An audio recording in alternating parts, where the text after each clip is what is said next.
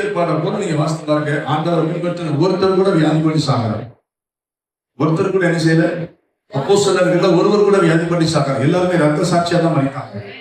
எல்லாருமே ரத்த சாட்சி. யோவானை தவிர எல்லாருமே ரத்த சாட்சி. பவுல் ரத்த சாட்சி, தீமோத்தேயு ரத்த சாட்சி, ஆமா மத்திய ரத்த சாட்சி, ஆமா ஸ்தேவான் ரத்த சாட்சி. எல்லாருமே ரத்த சாட்சியை மறித்தாங்க. யாருமே வியாதிப்பட்டு பலவீனப்பட்டு மறிக்கல. அப்ப நான் என்ன சொல்ல வருகிறேன் அப்படின்னா, எனக்கும் அப்படிப்பட்ட பைபிள்ல போட்டிருக்கிறது, இது பூரண வயது உள்ளவனாக, பூரண வயது உள்ளவனாக தக கிழங்கு மாதிரி ஆயிட்டார். அந்த அளவுக்கு அவருக்கு பின்னாடி அவர் போக ஆண்டவரை கருத்தரை எடுத்தார்.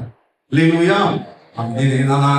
வசனம் சொல்லுது வந்து நான் என்னுடைய நல்ல வசனம் சங்கீதத்துல கடைசி என் ரட்சிப்பை அவர்களுக்கு காண்பித்து நீடித்த நாட்களாய் நான் அவனை திருப்தி. நீடித்த நாட்களாய், அது எத்தனை நாள், எத்தனை மாதம், எத்தனை மாதம்னு சொல்லப்படல, எத்தனை வருஷம்னு சொல்ல